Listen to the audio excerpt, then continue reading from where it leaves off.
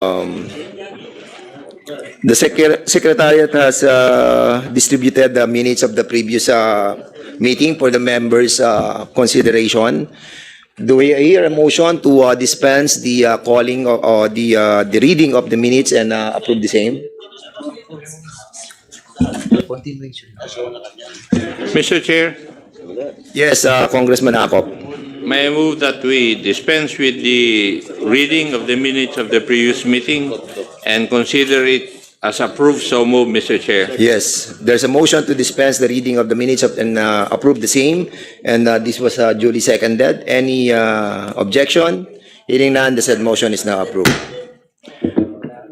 Okay, the next item of our agenda is the acknowledgement of members, resource persons, and guests. The committee secretary is now directed to acknowledge the presence of our members who are here today and the resource speakers we have invited as well.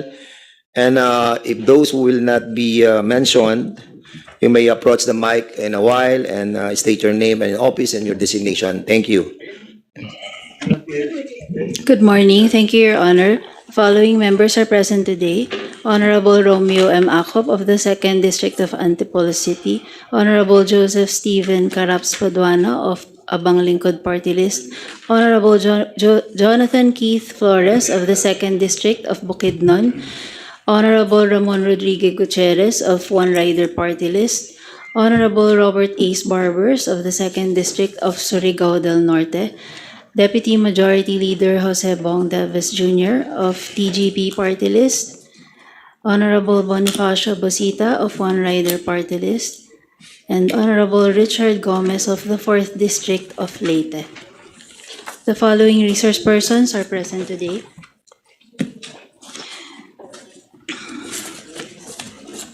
from the Philippine National Police, Police Regional Office 4A or Calabarzon, Police Brigadier General Paul Kenneth Lucas.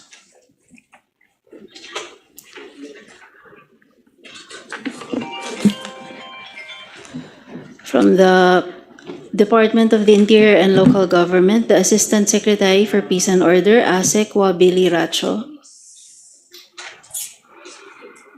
From the Philippine Drug Enforcement Agency, R.D. Brian Babang. From the National Police Commission, Attorney Christopher Son Diwas, Attorney Robert Lavinia, and Mr. Ronald Banzuela. From the National Bureau of Investigation, Dr. Melissa Gatchalian. Also from the Philippine National Police, Provincial Director Govin Mel Unos of the Laguna Police Provincial Office, and Police Colonel Jacinto Malinaw Jr. of the Batangas Police Provincial Office. We also have our guests, Mr. Adrian Laresma, Ms. Rachel Garay, Ms. Joy Garay, Ms. Karen Garay, and Mr. Jolito Garay, and Ms. Michelle Cedeño. In addition, sir, we have from PDEA, Attorney Nathaniel Cabrera, and Mr. Christopher Basilio. That's all, Your Honor, for now. Thank you. Okay, thank you so much. The next item of our agenda is the preliminary remarks of the chairperson.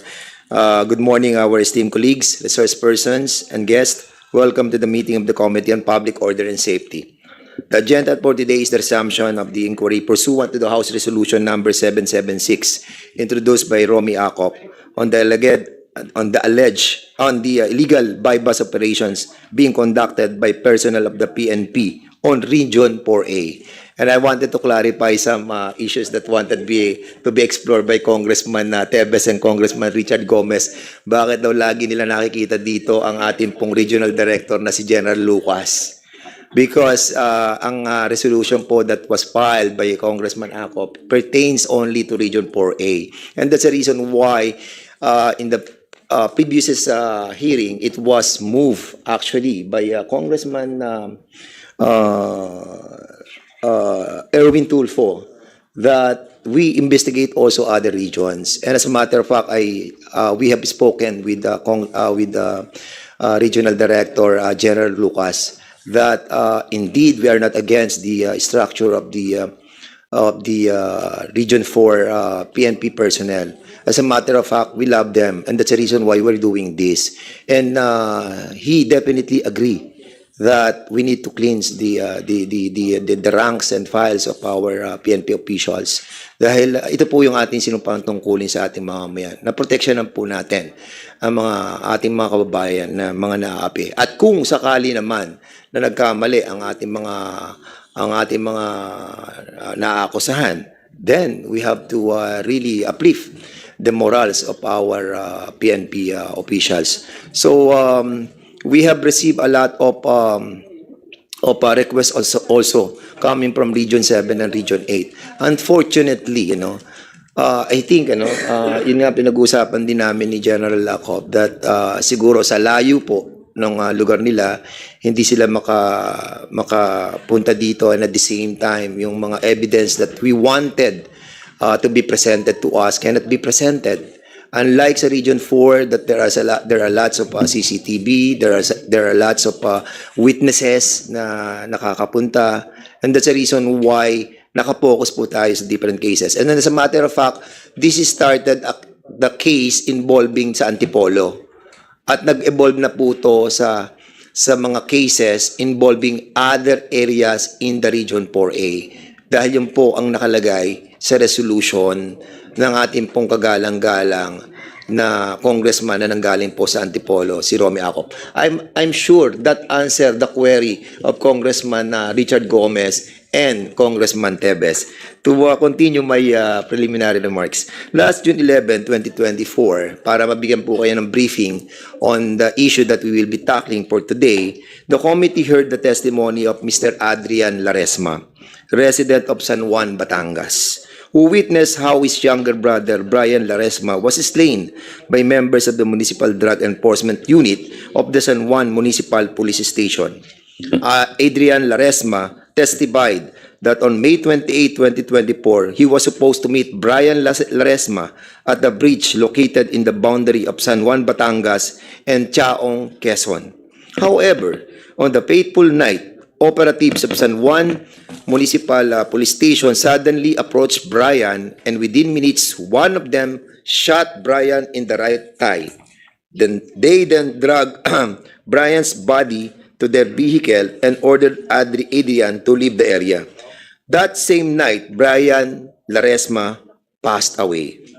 The operative who shot Brian, Police Sergeant Michi Perez, told the committee that Brian was armed and that she acted in self-defense after Brian tried to shoot her twice. However, the committee learned that the caliber 38 allegedly used by Brian was not included in the inventory of evidence submitted after the operation. Another crucial finding was that the operatives already operated outside the jurisdiction, with the alleged encounter happening not in San Juan, Batangas, but in Chaong, Quezon. Moreover, there was no coordination with the Chaong Municipal Police Station.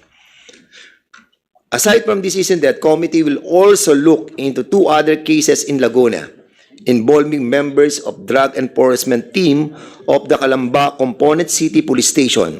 And before we proceed with this discussion, I would like to thank everyone for your presence today.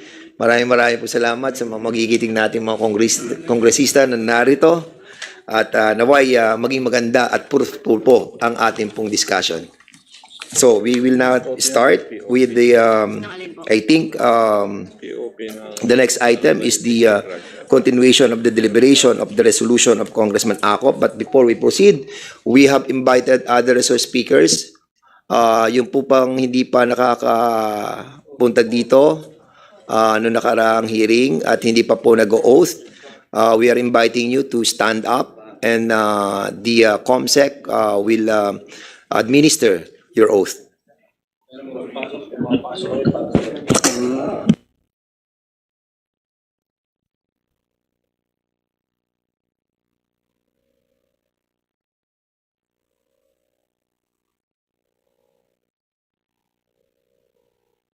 Please administer the oath. May we request everyone in the panel who have not taken their oath to stand and raise their right hand. Wala. Yung first time po nga attend today.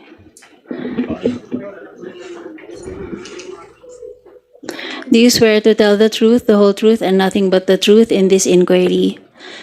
Thank you. Please take your seat.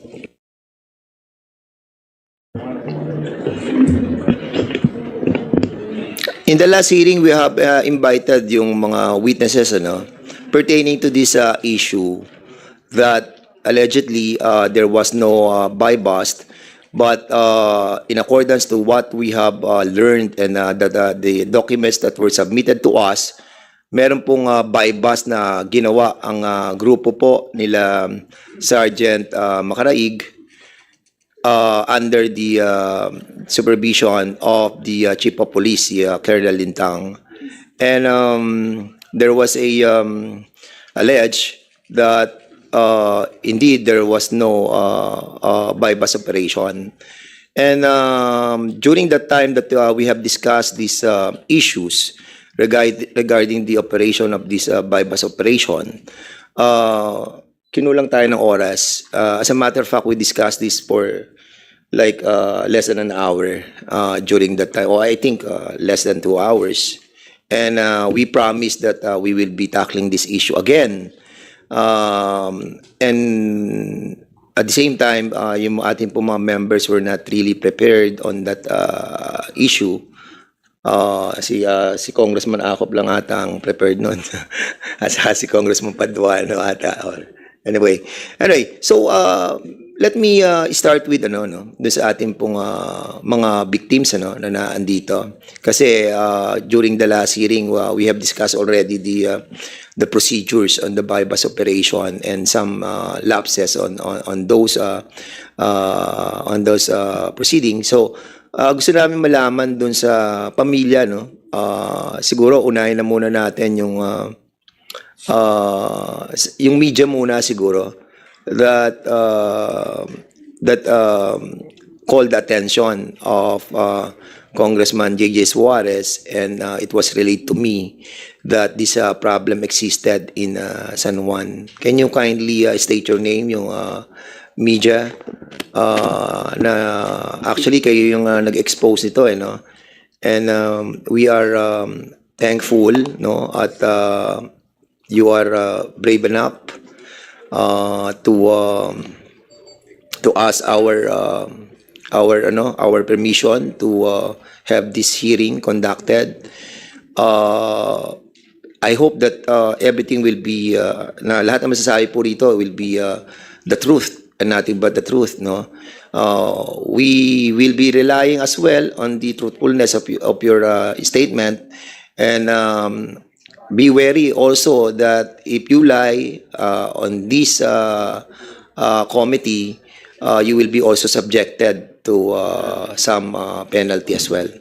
Okay? Yes po. Sige, ma'am, please state your name, your position, and your circumstances, please. Yes po. Magandang umaga po sa ating lahat, sa mga kagalang-galang na congressman na nandito po ngayon. Ako po si Jenny Gliponea from Apat Dapat Productions. Ako po ay walang personal na knowledge sa pagkamatay po ni Brian Laresma. So, yun lang pong mga sinasabi ng kanyang kapatid na si Adrian Laresma kung ano nakita niya nung araw na binaril ang kanyang ang kapatid, sapagkat ako po ay wala doon sa pinangyarihan ng krimen. Subalit ito po ay ginalawan ng Apat Dapat Production. Nung malaman po namin na walang buy-bust na nangyari, ayon din po sa kanyang kapatid doon sa namatay, sa testigo, na wala naman pong buy-bust na nangyari. Pagkababa po ay binaril na yung kapatid niya. At kami po ay walang nakausap na pulis.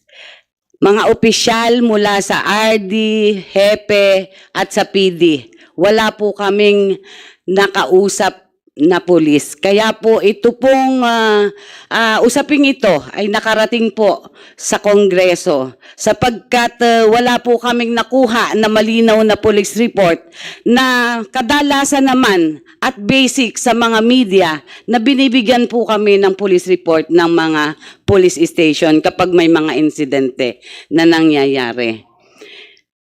At sa pagpapatuloy po, humingi po ng tulong din sa amin ang pamilya ng Laresma na 7 anak po ang naulila ng taong ito. Kaya po kami din ay nagpursigi sapagkat dun po sa hindi pakikipag-usap sa amin ng mga opisyal ng kapulisan, makikita na po na may pinagtatakpan po sila. At dito po, nag-imbestiga po kami hanggang sa lahat-lahat. Ang nakalagay po sa kanila na operation, sa lahat po ng kanilang mga documents ay 7 p.m. nangyari ang operasyon. Subalit, nakakuha po kami ng certification mula sa hospital na alas 7 ng gabi, dinala si Brian Laresma sa hospital at alas 7:09 ng gabi nang si Brian Laresma ay malagutan ng hininga. Paano po nangyari na ang dalawang bagay ay nangyayari sa isang pagkakataon? Na yun din po ang concern, yung taong yun, di po ba? So, ito po ay nag-imbestiga pa rin po kami ng mas malalim pa. Hanggang sa ito po ay pinagbalakan namin na ang mga ebidensya ay aming ipunin at yun pong kung saan kami magdidemanda. Napagkasunduan po namin kasamang pamilya na sa Napolcom po kami magsasampa ng demanda. Alam na alam po namin bilang media na magkakaroon po kami ng forum shopping kung kami po ay magsasampa ng demanda sa anuman pong investigation body ng mga kapulisan. Kaya alam ko po, sa Napolcom lang po kami. Subalit nung nasa Napolcom po kami, ito po ang gusto kong malaman ng ating mga kababayan na hindi po lahat ay dapat pagtiwalaan. Hindi po lahat ng pulis ay akala mo ay tumutulong sa iyo. Dito po, napansin po namin na ganun po ang nangyari sa amin. Ngayon po, nung nandun po kami sa Napolcom, bigla pong tumawag sa amin, nalaman po na nandun kami sa Napolcom ng PIAS. Ang ginawa po nila, kasi nauna po kasi sila na mag-motu proprio investigation. So, ang ginawa po nila, itong mga testigo, ipinatawag po nila. Pero hindi po nila sinabi na magpapail na pala sila ng kaso. Naging complainant po si Adrian Laresma. Samantalang hindi naman talaga kami doon magpa-file. At nung nasa Napolcom na po kami, sinabi po nila sa amin through phone ni Colonel Carodan na hindi na daw po kami pwedeng mag-file sa Napolcom sapagkat nandun na daw po ang complaint sa PIAS. So, ipinaliwanag po nila sa investigador doon sa Napolcom, kaya po pumayag na po at dahil nga po magkakaroon kami ng forum shopping. Sandali. What's your name? Jenny po. Jenny. So, may bago mawala, no? Kasi baka humaba, no? Meron kasi nasabi na ang complainant, yung kapatid, ano pangalan ng kapatid? Si Adrian Laresma. So, siya dapat yung complainant doon sa kaso ng kanyang kapatid. Opo. Ang sinasabi mo ngayon, instead na siya na mag-complain, sino na nag-complain ngayon? Hindi po. Ikalwa pa po yun. Yung dun po sa korte naman yun, ang nangyari po sa korte, magko-complain na po si Adrian Laresma Kasama po namin yung aming abogado. Ang nangyari po, pulis po ang nag-complain sa korte. Sinamahan po kami, nakala namin ay tinutulungan kami. Yun pala po, sila po ang magiging complainant at yun pong mga ebidensya na inipon nila, hindi po yung aming ebidensya na kinalap namin para sa aming sariling depensa. Ayun pong kanilang depensa po, yun pong kanilang ebidensya ang ipinasok po okay. nila sa korte. Okay, Jenny, okay. I think the PNP is allowed to file the complaint, correct? Yes, sir. What are you trying to say right now? Yung ebidensya na hawak ninyo ay hindi yun ang ebidensya na pinail Opo. ng mga pulis? Opo, kasi po, Ano muna, wait. How can you be sure of that hindi yun ang final nila? I have the copy, sir. Anong copy yan? Yun pong copy galing sa fiscal. Is that the complaint that was filed Yes, by sir. the police? Yes, sir. And affidavit naman ng yung affidavit ng mga complainant, Yun nga po. andun ba sa final ng mga police? Nandun po, Nandun pala eh. ang So, nangyari po kasi, yun pong affidavit na ang ginawa nila na affidavit ay kulang po doon sa ikinuwento ni ni Adrian. Ang nangyari po kasi, may kinikwento po ang testigo. Ang sabi po nila, tama na yan, okay na yan. So, syempre po, ang akala nila, tinutulungan sila. Like- pero ang katotohanan po, napapababaw yung kaso dahil hindi po Oh, nailagay okay. yung mga talagang point na dapat ay maging... so for example, Jenny, anong mga binawa sa mga ebidensya na sinasabi mo ninyo that nakasama doon sa affidavit ng nila Brian na hindi isinama ng ating mga kapulisan? katulad po nung pagtutok ng baril para po umalis siya doon sa tulay. Nasa affidavit yun ni Brian? Doon po sa ginawa ng pulis ay wala po yun. Can you kindly Pero submit all the kami documents? po ay nag-submit ng bagong affidavit. Wait. Can you kindly submit to us the documents pertaining to what you're saying right now? Because if that is true, na binawas yung mga ebidensya na nakalagay sa affidavit ni Adrian and was not included on the filing of that case doon sa piskal, then there is something sinister on this.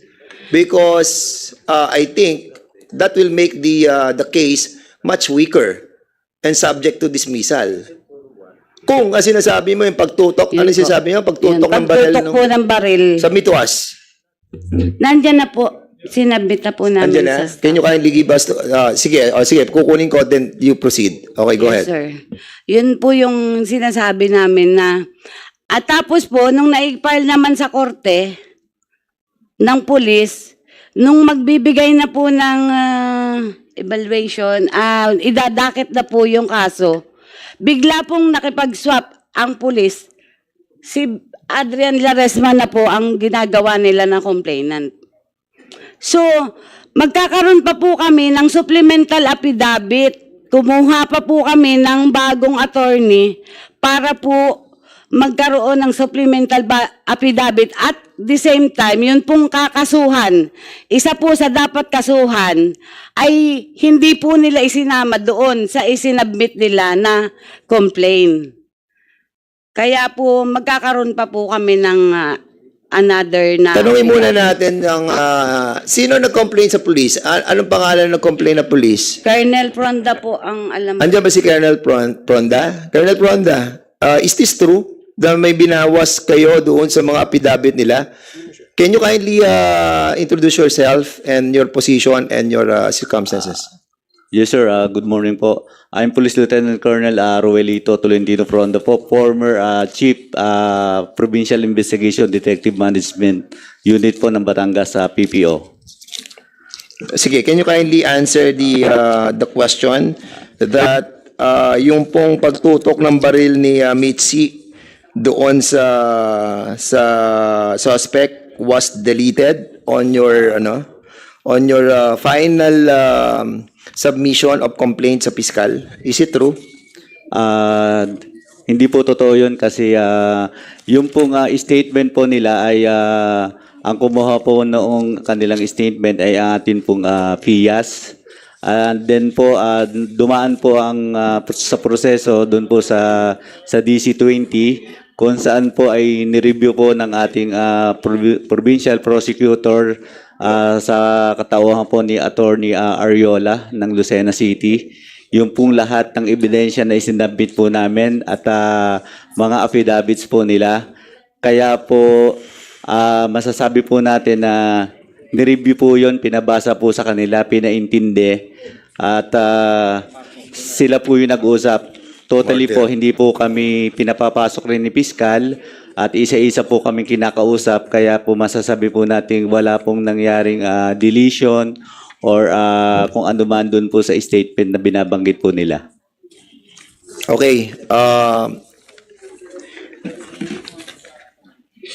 Complaint affidavit signed by Colonel Ruelito T. Pronda and Police Sergeant Anthony B. Penid.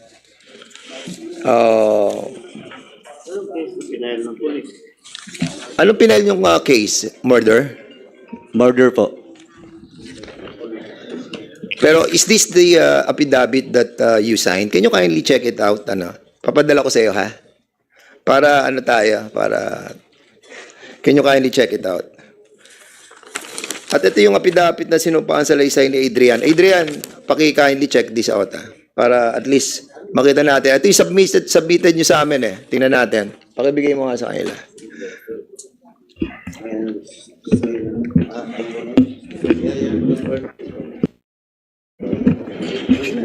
We will remind everybody to speak with truthfulness. Please, we will be setting out the rules na dapat nagsasabi po kayo ng totoo sa hearing na to.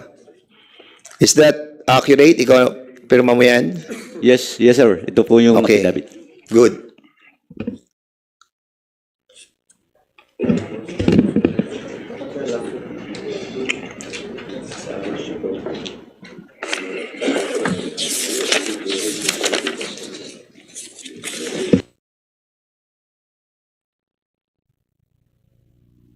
Ako dito, kasi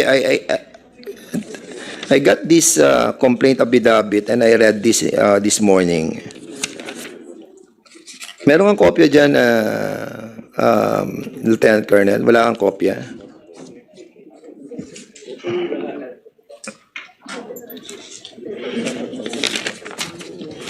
Kasi dito sa page 3 mo, lumalabas dito yung testimony ni Adrian. And if I may read, andito po. Adrian Dimalig Laresma, 37 years old, carpenter, married, and resident of Barangay Lipahan. Subscribed and sworn that he was about to meet his brother, Brian Dimalig Laresma, at the bridge of boundary of Barangay del Rosario, Chaong, on May 28, 2024 at about 6:20 p.m. He saw someone approach his brother and there were two cars came from opposite direction. One color red which came from Barangay Lipahan, San Juan, Batangas, and the other one, the green car without plate number, came from Barangay del Rosario, Chaong, Quezon. He saw that his brother disembarked from his motorcycle and suddenly Sergeant Michi Perez, one of the operatives of San Juan MPS, shot his brother, hitting his thigh. Upon seeing his brother was shot, he shouted and asked the police operatives why they shot his brother, who was not done anything wrong and was not holding any type of firearm. After shooting his brother, the police operatives dragged him inside the red car, after which he was told to leave the place. So yung kanyang pinaka-tema na affidavit. At wala dun yung tumutok ng barel. Dito sa affidavit naman ni Adrian Dimalig, page 2, number 7, na ako ay tintukan ng baril ni Sergeant Michi Perez at pilit akong pinaalis sa lugar at sinabi na umalis ka na dito kundi babariling kita. Nasa takot sa barilin ako ay sumunod sa kanilang sinabi at tumungo sa di kalayuan ng pinangyarihan ng insidente ng Barangay del Rosario, Chaong. Sabay silang hinuli. Oo. So, So, Sir. there are two affidavits. Yes, sir. Sir, Yes. for information, sir, yung last affidavit po niya, supplemental affidavit na po yan. Yung po affidavit namin, yun po yung first affidavit po namin na kami po yung complainant. Then, kinausap po siya naman ni Piskal kung payag siya na siya na ang maging nominal complainant kasi siya naman po yung relative talaga, immediate family relative noong victim natin. Okay, Which is, nagkaroon po naman ng confirmation na So, mag-sign po siya. Colonel Pronda, yung sinasabi mong first affidavit, so etong affidavit na to, supplemental na lang to. Yes, sir, yung second po. Ay, Oo, hindi- kasi nire-relate din dito kung ano yung mga nangyari noong encounter nila doon Encounter sa po crime, nila. di ba? Opo. Pero dito nga, wala yung sinasabing tumutok ng barel at umalis ka at babariling kita. Yes po, hindi po kasama dyan kasi hindi naman po siya nagbigay sa amin ng affidavit. Kung saan po yung supplemental po niya, ibinanggit na lamang po niya sa harap po ni Piskal. Kaya po yung binabanggit nila, hindi po kasama sa amin. Affidavit. So in other words, but that is very crucial, ha? Kasi yung pagtutok na yon, napaka-importante rin dito. Yun ang kasi tinatanong ko kanina kung may tinanggal kayo sa affidavit ni Adrian Laresma, and it turned out na Oo, wala ito po. Wala po kami. Hindi, itong bagay na to, yung pagtutok, naandun ba siya sa first affidavit? Wala po dun sa... Wala rin siya sa supplemental. Ang sabi po ni Fiscal Ariola, noon po kami nandoon, sila po ay authorized o magbigay pa po ng supplemental affidavit dahil po yung kaso po ay under resolution. Kaya po nung pinadalhan po sila ng subpoena para po sagutin yung pong mga... Pero sino na colonel ang magbibigay ng supplemental na Sila rin po. but they are no longer a complainant. Kasi ang complainant ikaw na. Hindi po. Sila po. Meron po kaming... sila po ang complainant po. Ayan oh. Nung una po, sir. Yung una. Kami po ang complainant. Colonel, wag mo akong lutuhin, ha? Yes po. Kasi dito, sinubmit din nila that you have filed a motion to substitute as a Yes. complainant. Kayo. Yes po. Sandali. Kayo na ang complainant, hindi na sila. Hindi na si Adrian, correct? Yes or no? Si Adriana po ang complainant. Kaya kami po yung... Wait. Kailan siya complainant na? Ngayon Ngayon na. Yes po. Bakit? Nag-motion uli kayo sa Hindi po. piskal? Isang beses lang po kami nag-motion. And that was denied. Granted po ang... O granted, edi yung complainant na, kayo na. Sila po. Sila po. Mr. Chair, Yes. before we leave that, Colonel Fronda, bakit yung kapatid ang complainant, hindi yung asawa? For information po, sir, hindi po sila kasal. Hindi sila kasal. Yes po. So, yung kapatid ang kwan. Yes po. Totoo po ba yun, Adrian? Totoo po yun. Totoo. Okay. Thank you, Mr. Chair. Kasi Yes, kung Congressman. married sila, dapat yung asawa ang complainant. Yeah, okay. That's correct. Congressman Paduano, Thank you, please. Mr. Chairman. Colonel, in your complaint, di ba kayong first complainant, di ba, the police? Tama? Yes, sir. Now, in your complaint, apart ba dun sa evidence na binigay nyo is the result of the paraffin test to the deceased? Yes, sir. May ano po yun. May copy po kami. Naka-attach po lahat doon yung ebidensya. Naka-attach po. Sigurado ka? Yes, sir. As part of the evidence? Yes, sir. As Pero part of it. di-dismiss? Wala pa po, sir, kaming nare-receive na dismissal. At, So, wala pang dismissal? Wala po. Nasa under resolution po ng ating pong piskalya. Okay. So, again, RD, I'd just like to confirm it again. During the last hearing, you confirmed that negative ang result dun sa paraffin test. Yes, Your Honor, based on the report of the RFU, Your Honor, yung forensic po natin, both yung suspect natin saka yung victim natin are negative sa paraffin test, Your Honor. Both the victim and the Victim and the suspect, Your Honor. suspects or suspect? Suspect, Your Honor. Isa lang Who is po. the suspect? Kasi ang dami nila di ba?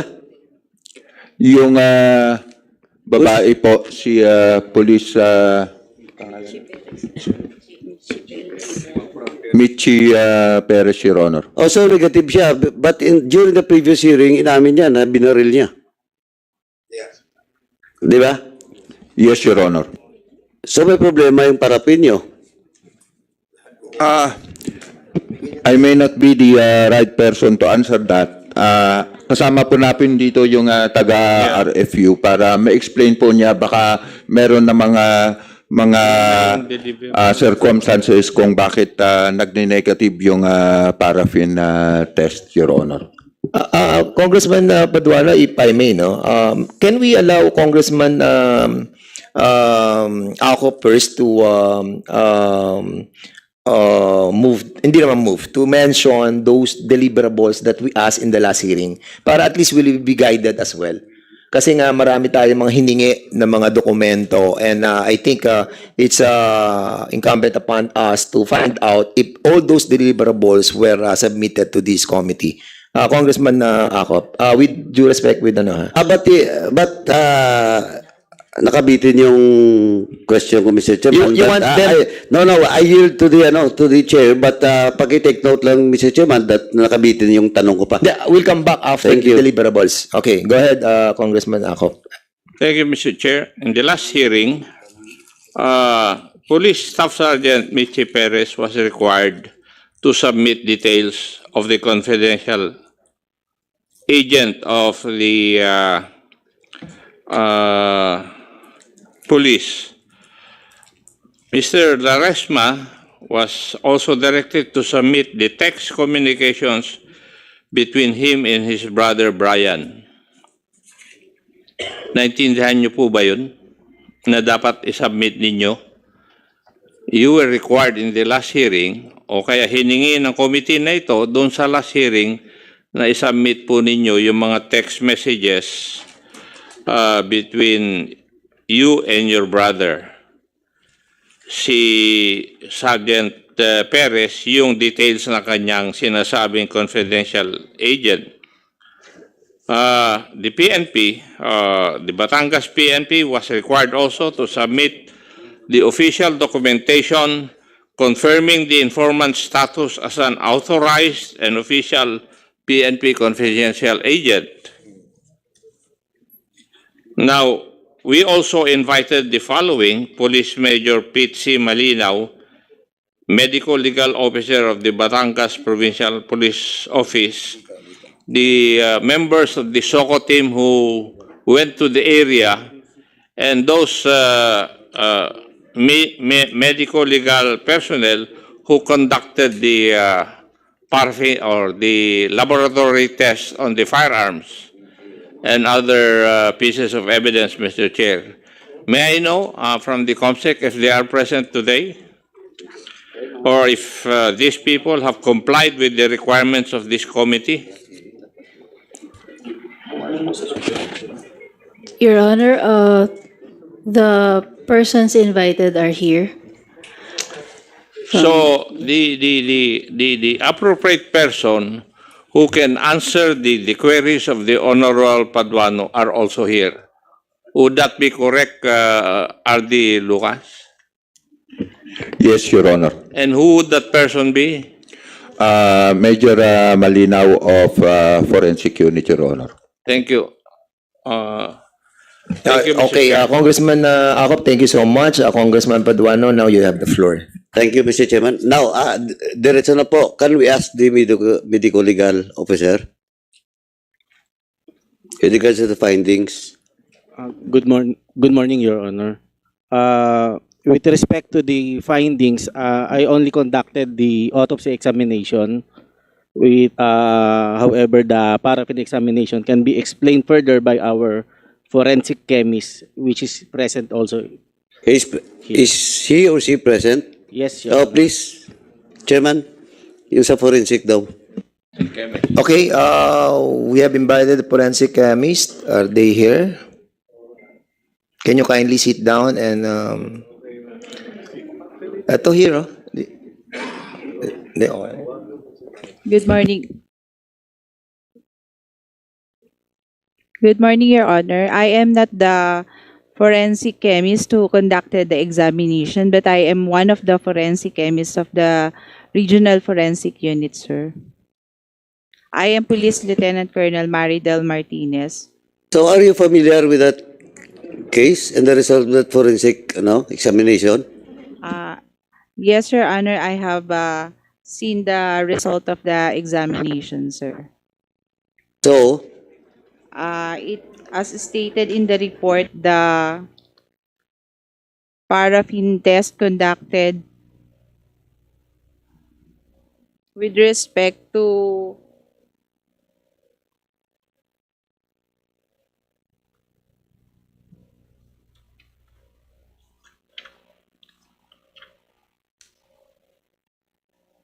the paraffin test conducted with respect to one police staff sergeant Michi M. Perez. Chairman, could you please speak closer to the mic so that we can hear you properly? Yes, Your Honor. The paraffin test conducted with the one police staff sergeant Michi M. Perez gave negative result to the presence of gunpowder nitrates, sir, Your Honor. And another paraffin test conducted with respect to Brian Laresma also gave negative result for the presence of gunpowder nitrates, sir. Chairman, parehong negative. But how would you explain? No? How will you explain? Because during the previous hearing, yung Perez admitted that he shoot the victim twice. Yes, Your Honor. With respect to the negative result of the paraffin, Your Honor, because paraffin is it's a corroborative evidence, so it doesn't necessarily mean that if the person gave negative result to the paraffin test, it doesn't mean that he did not fire a gun. Yeah, of course. But the allegation made by Perez is that the victim shoot her first. So negative din. Tapos siya negative, but she admittedly during the previous hearing, Opo. she admitted that he shoot twice. Congressman Paduano, if I may lang, briefly in relation to what you're asking, kasi tinitingnan ko yung baril na sinabit sa iyo. Nakita niyo yung baril na sinabit sa inyo? As I have said earlier, Your Honor, I was not the examiner of the... Sino pong examiner ng baril? I-post natin nga, pinicture mo na, di ba? Can you kindly check the baril? Kasi yung baril, hindi ko lang ma-comprehend, no? Kasi yung baril, kung titignan mo, wala siyang hammer. Hammerless. Hammerless ba talaga siya? O talagang... Bakit siya walang... hindi talaga magkakaroon to ng powder burn. Kung talagang walang hammer yan. According sa binabasa ko, nakadalawang putok si Brian ng barel. Ha?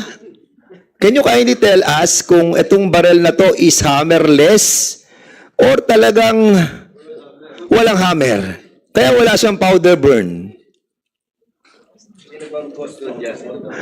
Yung custodian nito, hindi ko siguro sa forensic to, kasi custodian. Sino ang custodian? Sino nag-present ng ebidensya? Ito hindi presented to by the chief of police, si Lintang, Colonel Lintang. Nakita niyo to, tong baril na to.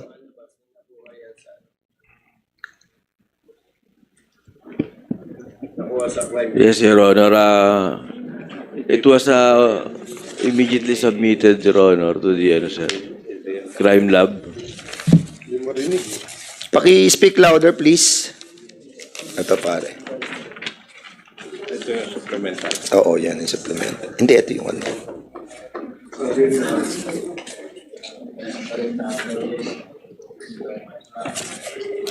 Ito yung ginawa nila supplemental. Pero tinanggal na nga nila. Tinanggal na nga nila. May affidavit. Okay,